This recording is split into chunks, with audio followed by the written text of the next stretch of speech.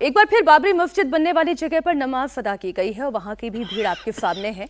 हुमायूं कबीर की अगुवाई में बड़ी संख्या में लोगों ने नमाज अदा की। बाबरी मस्जिद निर्माण के लिए चंदा भी जुटाया।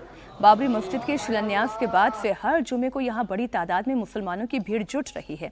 अब तक के सभी 4 जुमे खुद हुमायूं कबीर भी यहां पर इसी भीड़ के बीच में नमाज पढ़ते हुए दिखाई दिए हैं। प्रोफेसर साहब, आप टिप्पणी करना चाह रहे थे। आपने सवाल एक किया था, संवेदनशील क्यों हो जाता है मामला? सवाल किया था कि आखिर जब वहाँ पर कार्रवाई की गई, अतिक्रमण के खिलाफ कार्रवाई की गई, तो बाकी के सारे इलाके संवेदनशील क्यों हो गए? और इसका उत्तर कोई देना नहीं चाहता है। इसका उत्तर स्पष्ट रूप से नहीं आपको मिलेगा। जब भी हम करते हैं इसके उत्तर सवाल होता है तो हम घुमा फिरा करके हम जलेबी बनाते हैं, हम भी बनाते हैं, और इसलिए बनाना पड़ता है क्योंकि सच बोलने की हम में ताकत नहीं है। यदि सच बोलेंगे तो आप हमको तुरंत कॉमनल ब्रांड कर देंगे और कह देंगे कि संगीत रागी तो हिंदू मुसलमान करते थे। सच्चाई इस चीज को कहते हुए या तो आपका सवाल बहुत भोला है या हम बहुत अंदर से कायर हैं जो उत्तर उसका देना नहीं चाहते। ये संवेदनशील क्यों होते हैं?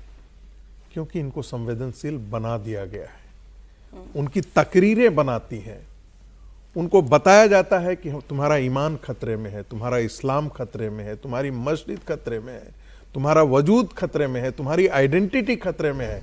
और ये आज से नहीं कहा है, भारत विभाजन के पश्चात 56 में तो दंगे हो गए थे, 54 में भी दंगे हो गए थे, मेरठ में भी दंगे हुए थे, अलीगढ़ में भी।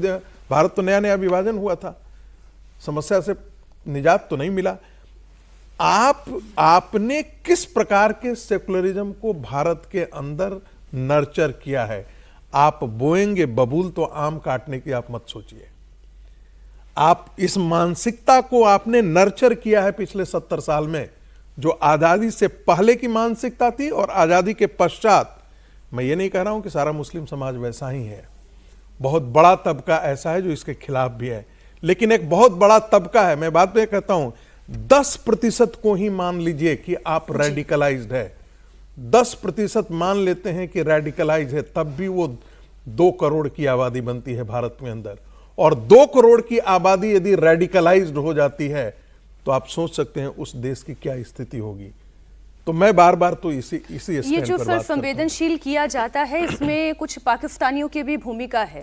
पाकिस्तानी की भूमिका क्यों होती है? क्योंकि हिंदुस्तानियों की भी भूमिका है उसमें। सर मैं उसके बगैर तो हो ही नहीं सकता, कोलैबोरेशन के बगैर हो ही नहीं सकता है। तो जो पाकिस्तानियों की भूमिका है उससे जुड़ी हुई एक खबर आपको बता देती हूँ। पाकिस्तानियों से खुद तो अपना देश संभलता नहीं, लेकिन दूसरों के मैटर में टांग अड़ाने की आदत जो है वो पाकिस्तान की है कि जाती नहीं।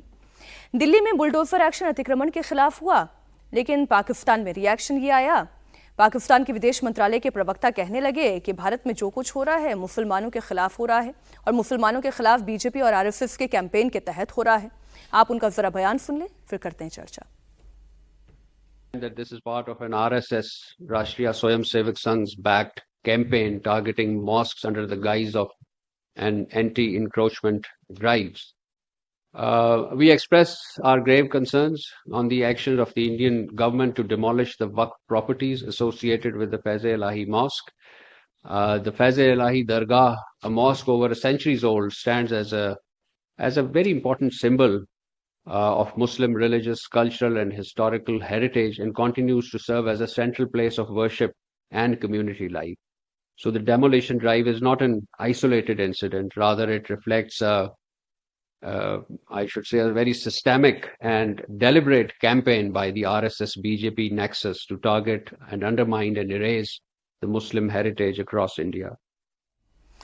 अब आप देखें, ये पाकिस्तानी प्रोपेगेंडा है। इनके अपने देश में हिंदुओं का क्या हाल है, इनके अपने देश में सिखों का क्या हाल है, ईसाइयों की तादाद कितनी रह गई है। हिंदू घटकर 3% पर आ गए हैं और ये समझा रहे हैं कि भारत में मुसलमानों के खिलाफ बीजेपी और आरएसएस के एजेंडे के तहत हमले किए जा रहे हैं, हमला अतिक्रमण के खिलाफ हो रहा है। लेकिन वो जिस मानसिकता की बात अभी प्रोफेसर साहब कह रहे थे हर्षवर्धन जी, कि जहनियत ही ये है कि आप इतना संवेदनशील कर दो कि वो हाथों में पत्थर उठा कर आ जाए। वो बोले उससे पहले पाकिस्तान ही थोड़े बोल रहा है, भारत का मुसलमान नहीं बोल रहा है क्या? भारत के नेता नहीं बोल रहे हैं क्या? पाकिस्तान वही भाषा बोल रहा है जो भारत के मुस्लिम नेता बोल रहे हैं और भारत की पॉलिटिकल पार्टियों में राहुल गांधी बोल रहे हैं और बाकी अन्य दल बोल रहे हैं। पाकिस्तान उसी की भाषा बोल रहा है जो यहाँ के राजनीतिक दल के नेता बोल रहे हैं। तो जो ठीक आपको लगे हर्षवर्धन जी, चाहे वो पॉलिटिकल ओपोजिशन की हम बात कर लें या फिर जो पाकिस्तान इसमें गेन करने की कोशिश कर रहा है। नहीं, देखिए, मुझे लगता है कि ये चिंता तो बड़ी है। पाकिस्तान जो कोशिश कर रहा है वो तो लगातार करेगा और हमारा उस पर कोई कंट्रोल नहीं है। लेकिन भारत के भीतर जो कुछ होता है और जो बार बार, और मुझे लगता है मूल बात की तरफ हम लोग आज चर्चा कर रहे हैं कि और सब तो ठीक है, संवेदनशील कैसे हो जाता है।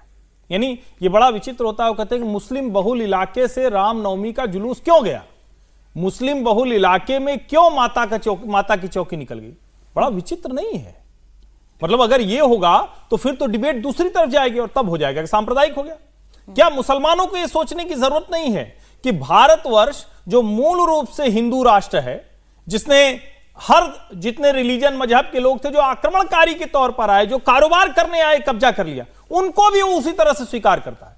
दुनिया का कोई देश नहीं होगा जो अपने यहां आक्रमण करने वालों के भी जो स्मारक हैं उनको संरक्षित करके रखे। आप दिल्ली घूम जाइए, सारे जो स्मारक हैं आपको कौन से मिलेंगे, सबको पता है कि किसको तोड़कर बनेंगे। लेकिन उसके बावजूद अगर ये सम्मान है तो आप जो आधुनिक भारत है जिसमें हर किसी के लिए बराबर जगह है, संवेदनशीलता सही जगह पर दिखाइए, देश के लिए, भारत माता के लिए दिखाइए। और मैं बार बार ये जोड़ देता हूं, जिस इलाके में पुलिस की जीप सीधे नहीं निकल पाए वहां की सड़क चौड़ी की। अब इसमें अगर किसी कम्युनल लगता और लगे, क्योंकि इसके बिना देश सुधारने वाला नहीं।